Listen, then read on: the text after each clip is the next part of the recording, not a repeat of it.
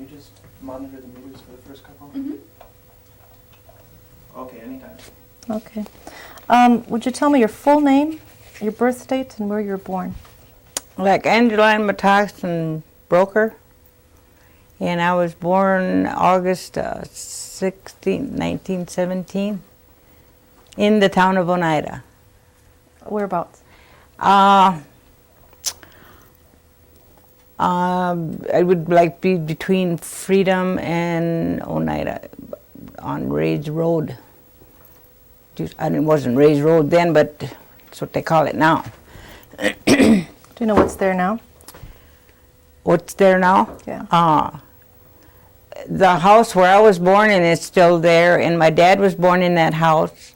It's part log and part regular frame house, and it's still standing there. Okay, can you tell me your parents' names? Your mother's maiden name? My mother was Mary Agnes Webster. And what else? Yeah, your father. My father, William Metaxen. Okay, do you know who their parents were? My mother's dad was George Webster, and her mother was Sophie, but we never did find out what her maiden name was. Nobody seems to know. And my dad's parents were Simon Metaxen and Dolly Skenador. That's all I knew her by too. Was Dolly. I don't think she even had a different name. It was just Dolly. Okay. Can you describe the neighborhood that you lived in and the people that lived around you? We were pretty far. No, not real far, but my Uncle Henry lived down. But I'd say maybe a fourth of a mile down the road, and then there was. John Moore lived across the field, and Robert Ray lived right next door to us there. Wasn't too far away. Most of the John Moore's house is gone, and Robert Ray's house, that's all torn down, all the barn and a house and a machine shed, whatever you all had there. He was a farmer. Just describe what your house looked like, your home that you grew up in. One big room, that was the log part of it, and one big upstairs where we all slept in one big opening, one big room. We never had separate bedrooms or anything. Everybody slept in their own beds and stuff. We had lots of beds up there. How many kids in the family? 11. Can you name them? Lydia Skenador, and there was Freeman Metaxen and Sadie Cornelius, and I'm after Sadie.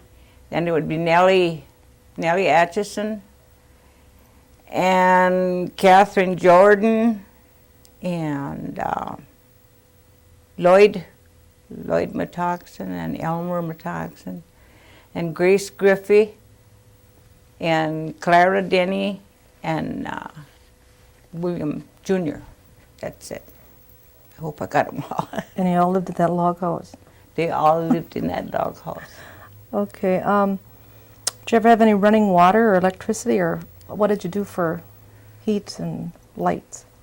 We had to go to the neighbors and get drinking water, and there was a creek that ran below the hill down there. We used to get the water like for taking baths and washing clothes. And for lights, we had lamps, kerosene lamps that we had to fill like every night, clean chimney globes every night, and we burnt wood and coal. But we always had we had lots of wood where we lived there, so we had to cut our own lumber and our own wood. And we'd have to carry that in the house, carry water. We had long ways to carry water. Can you describe a typical Sunday from the time you got up in the morning until the time you went to bed?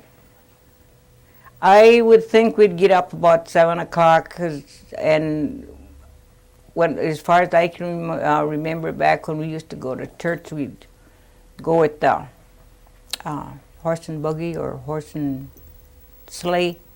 We used to go to church that way.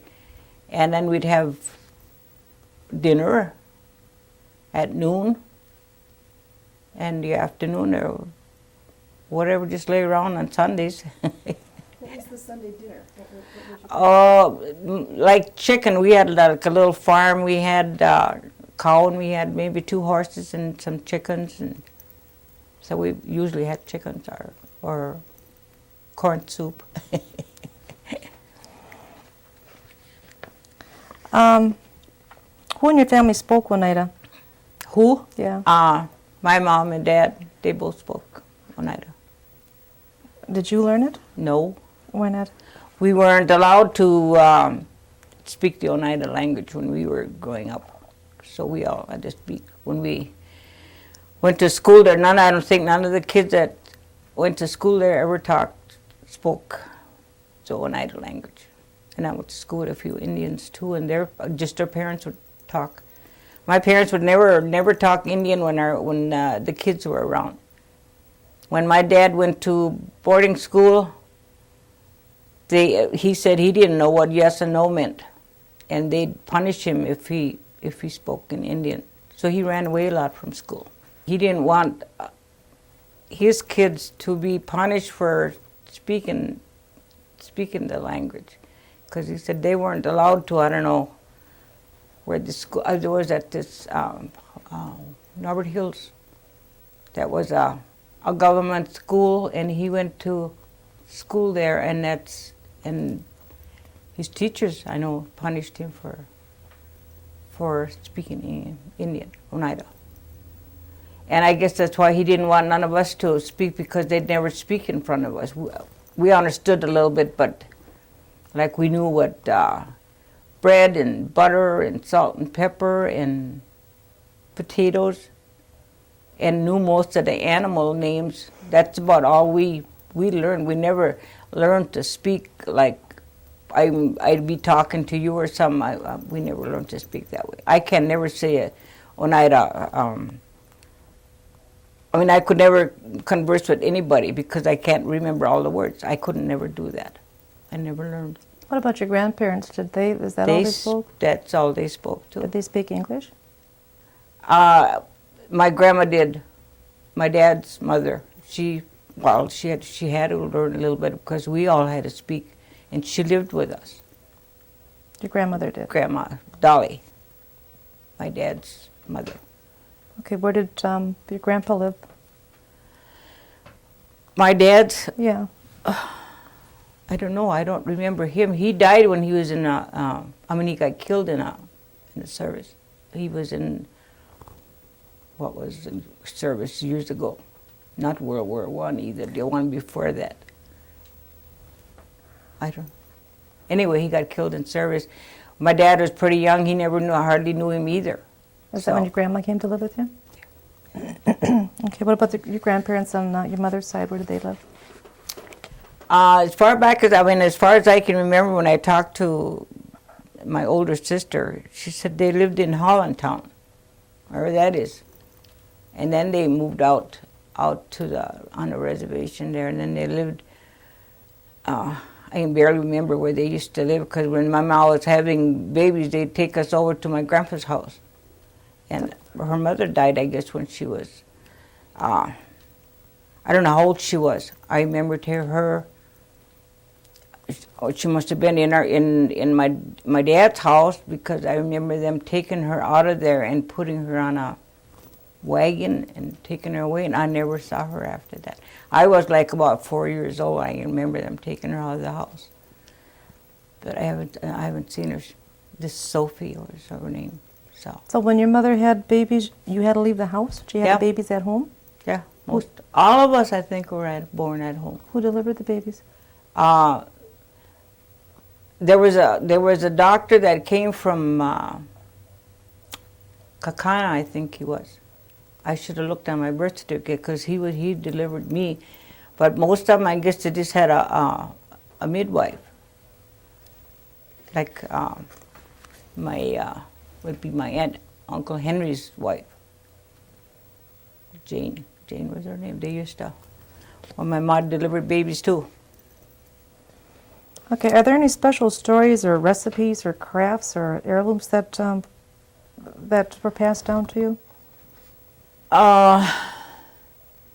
My mom gave me a china cabinet, which is quite old, and my husband's mother gave me an antique table and some those old-fashioned high-back chairs. And I don't think I have anything real old in dishes. I might have if I looked around. I'd probably find some. What about recipes? It's like corn soup or cornbread or anything passed down to you? Corn soup, yeah, and the yeast bread I knew how to bake when I was about 11 years old, and I knew how to make baking powder biscuits and soda biscuits and squaw bread. That was when you made your baking powder. Like if you're going to make your baking powder biscuits, then you just press that bread in pans and put them in the oven, and you just broke pieces off when you ate it. That was the squaw bread. What about crafts? Like That's, lace making or? My mom used to do a lot of lace making and embroidering, but I never, it looked too complicated to me, so I never sat down and done any of that. What about the basket making? That I was learning how to make. I think I know how to make baskets if I had the material, but it's hard to find that stuff now. Okay, can you explain or just tell us a little bit about, I think it was your grandma making baskets with? Yeah, my Grandma Dolly, she done a lot of baskets. She used to do it for people. They'd come over and buy it from her. And what they did, they'd get their, I forget what comes, kind of hardwood tree. I think it's an ash tree, they called it. And they'd pound that, and then they'd peel the bark off and pound it some more, and then they'd take slivers off from that log, and then she'd soak it in water, and then whatever she was making, and she'd shave that bark, that strip that they took off till it was quite thin, so she could bend it and make baskets. That was your grandma who? Grandma Dolly, my dad's. Can you describe her to me? She was a slim lady, and she was quite tall. And I remember her with her gray, long hair. She always had it in braids. And we used to sit on her laps and take her braids out and comb her hair and braid them back up. So I remember her. I must have been quite young, though, when she died. I don't know, 9 or 10, whatever. Okay, what kind of chores did you have to do around the house? Stuff, hauling wood, water, and we washed clothes and cooked. We all had to cook when we were quite young. I know I did. Take care of kids. There was always babies. Okay, as a child, what games did you play?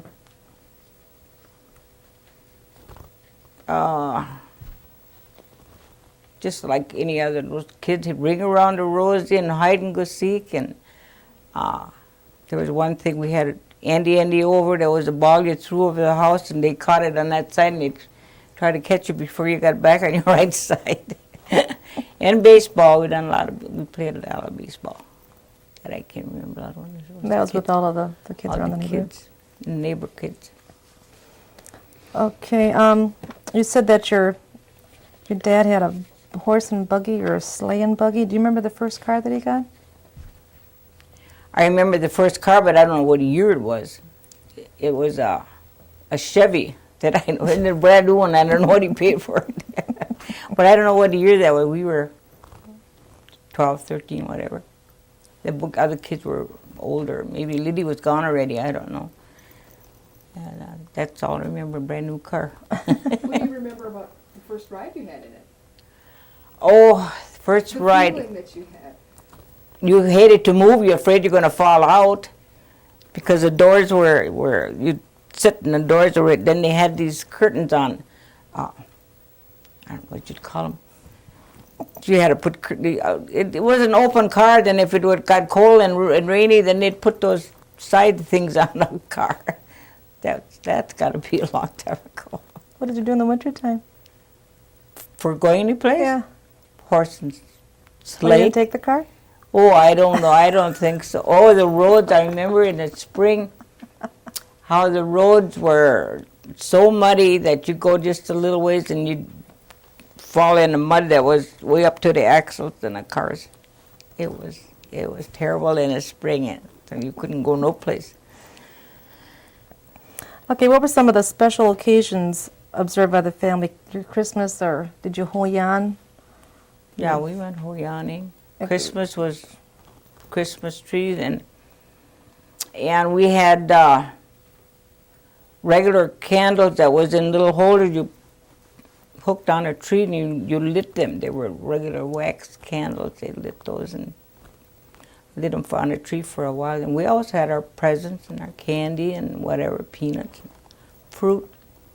So, Explain hoyan. hoyan. Yeah. I remember my mom making donuts, and she always had a special one she'd make, like a gingerbread man, but that was for one boy that used to come over, then that was his donut. And we used to go to neighbors, not too far, because neighbors were pretty far apart there. We used to go hoyaning when we were kids. And do you know what hoyan meant? Happy New Year, I guess. Okay. What about like a July 4th or your Easter? Not too much for July 4th. I think all we had was sparklers and a few firecrackers. Not no big deals like they do nowadays. Okay, what happened when somebody got sick? Can you describe like the house calls, or where you had to go to the doctor, or what were some of the remedies or cures that they had? I don't remember ever taking any of the kids to a doctor. There was some remedy that we had for a cold was your elderberry blossoms. You'd pick them when they were in full bloom, then you dried them, and then you made like a tea, and that's what you drank if you were sick. And I remember when babies used to get sick, they used to steep that up and then give them teaspoons full of whatever they had, a cold, and what, I don't know, any other kind of remedies. Slippery elm was done with some kind of tree bark, and they'd use that for, I think that was for healing. I don't know if they ever drank any of that, but it was for some kind of healing, I think. And then for a cold or a bad throat, they had a root that my dad used to go in the woods and pick them and break them off and dry it out. And then if you had a sore throat, and then you take a little bite of that and chew that, and it was terrible tasty. Then you swallowed that, then it cured your sore throat.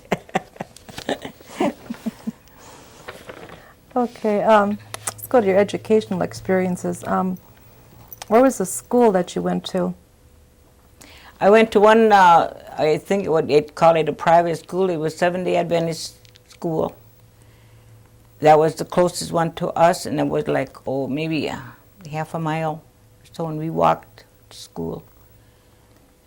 And I went there till I was like in maybe 3rd or 4th grade. And then some of the other girls that I was going to school with decided they wanted to go to a public school. So then I went with them. And I It was the Elm Hill School that's still sitting there, but it's a house now. Somebody's made it into a house. So does the Seventh-day Adventist. Or that school that I went to there is somebody living in, but I don't know who's living in it. Okay, did you ever go to boarding school? No. Okay. Did you ever have a job? No. Well, I went to Milwaukee and done some housekeeping there for maybe 2 years. Then I came back. How old were you then?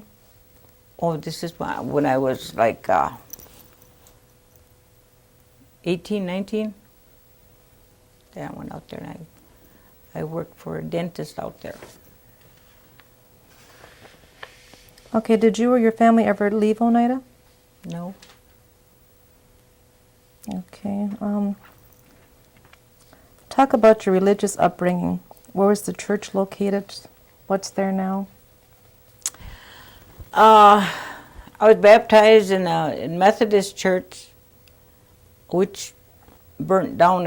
I don't know, and then they built across.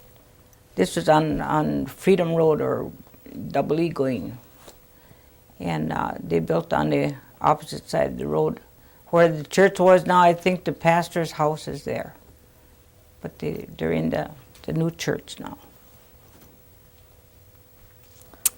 Can you describe your earliest memories of attending a religious service? No. Okay, was religion important to you or to your family?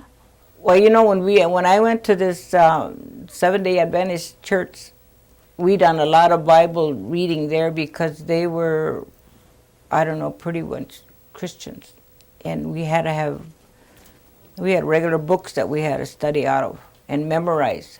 I used to know putting the first chapter of Genesis by heart. I don't know if I could do it now.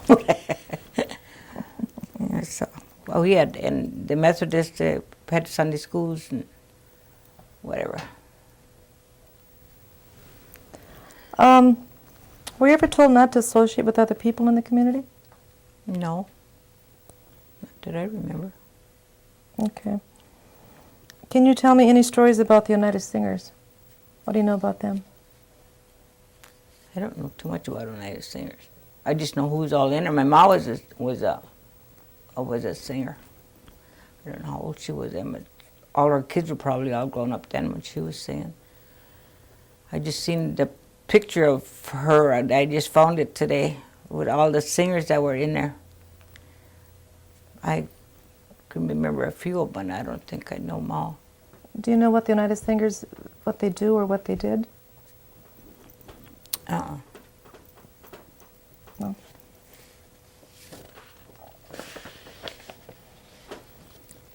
Do you, or were you ever told any stories of like the land claims or life in New York with the New York Oneidas? Anything like that? No. No. I never heard anything about New York claim till a few years ago. I never knew there was. I knew there were Indians out there, and that did they get chased out of there or whatever. I don't know too much about the what do you call it there? The land claims? The land claims. Okay, were your parents born right in Oneida, or for their? As far as I know my dad was born in a house that's still standing there. What about his father? I don't know. I have no idea where he was born. I hope that's all. Can you describe just a little bit of your involvement with the early tribal government? What's tribal government? Okay. I don't know. Apparently, none of the family was involved in the government, huh? No, I don't think so. The tribal government. Mm-mm. Okay. What is the most remarkable event you've witnessed or experienced in your lifetime? I don't know.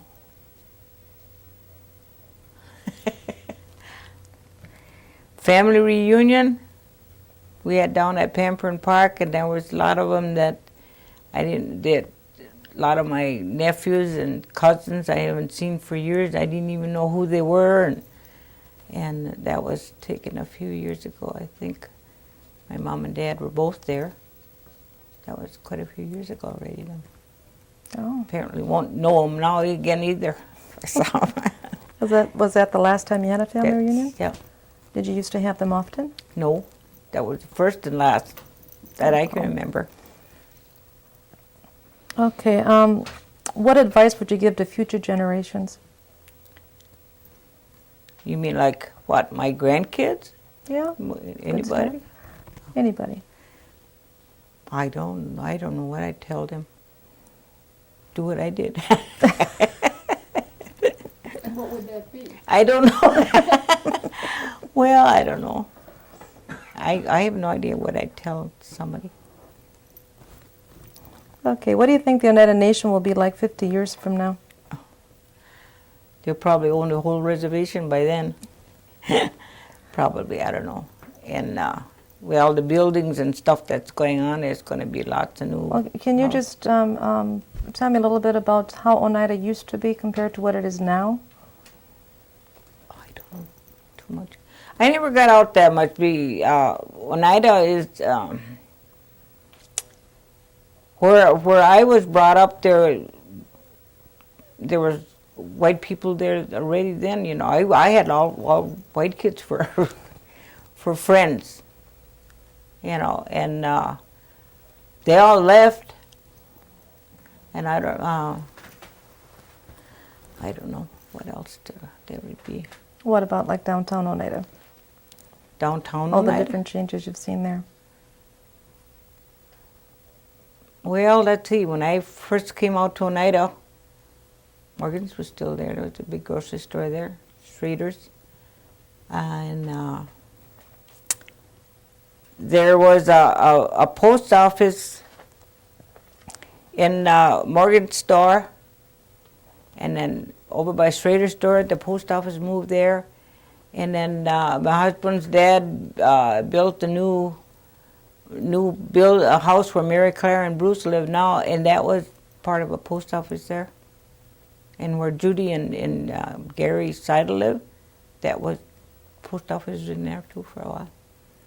And lots of taverns. You know, that one, Mike and Diane's, that's been there for years.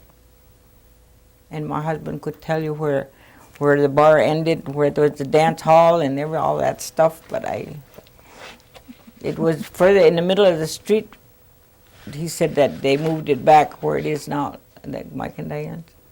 It's Kunan's.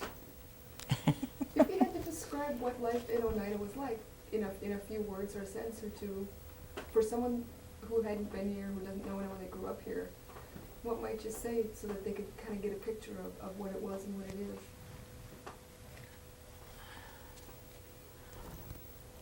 You mean like if somebody came here and asked about... What was Oneida like, say, 40 years ago? Was it a bustling town, or was it always very quiet? Or? No, it was pretty lively. Well, I moved from like towards Chicago Corners out here when I got married to Melbourne, and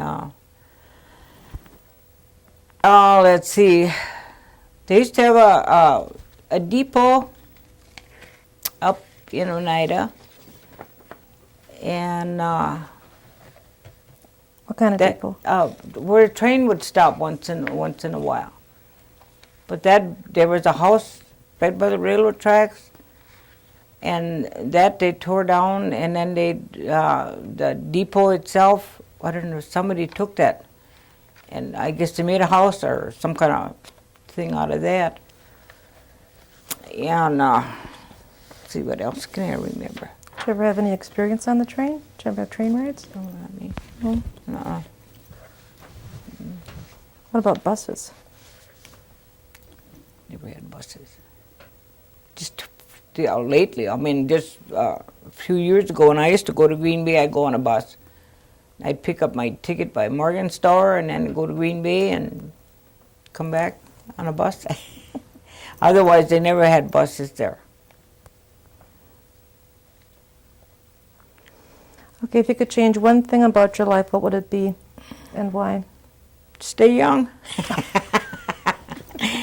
No, I don't know. I think I've had a pretty good life. I can't complain. I've never been sick very much. Just when I was in bed was when I had babies. Otherwise, I can't remember ever being sick, really sick that I had to be in bed or go to the hospital or anything. Okay, and who delivered your babies? Mostly my ma. She delivered you. And Margaret, Carl. Who else? Mel. And 2 babies. No, 1 baby. Yeah, we lost him when I had it at home. And then John was born in the hospital, Donna was born in the hospital, and I lost 1 baby in the hospital. So, well, my mom mostly, and your dad delivered babies. What do you think is your biggest worry right now?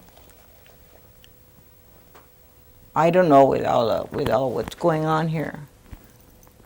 Wars and I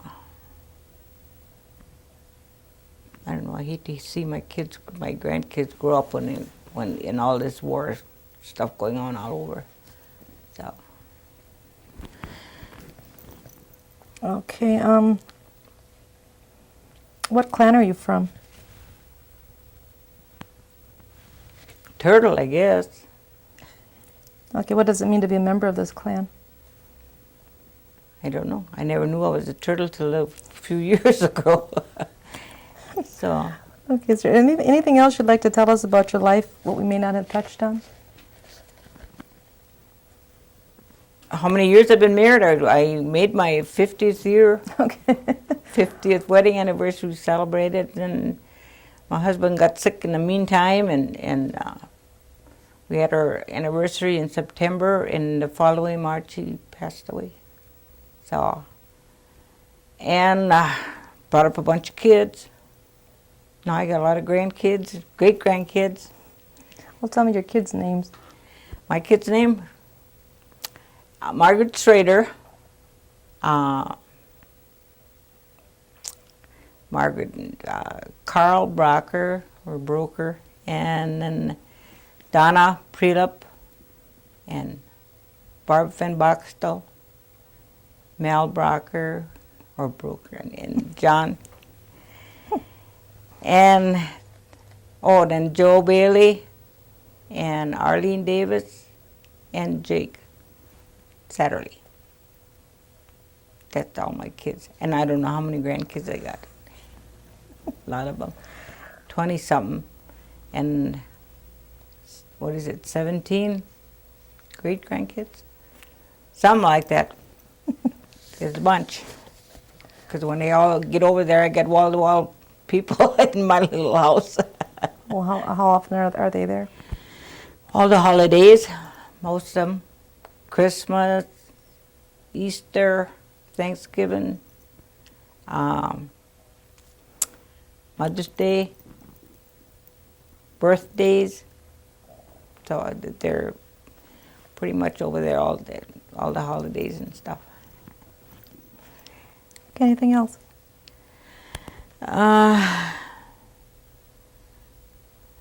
No, I don't. I can't think of anything else. Okay, thank you.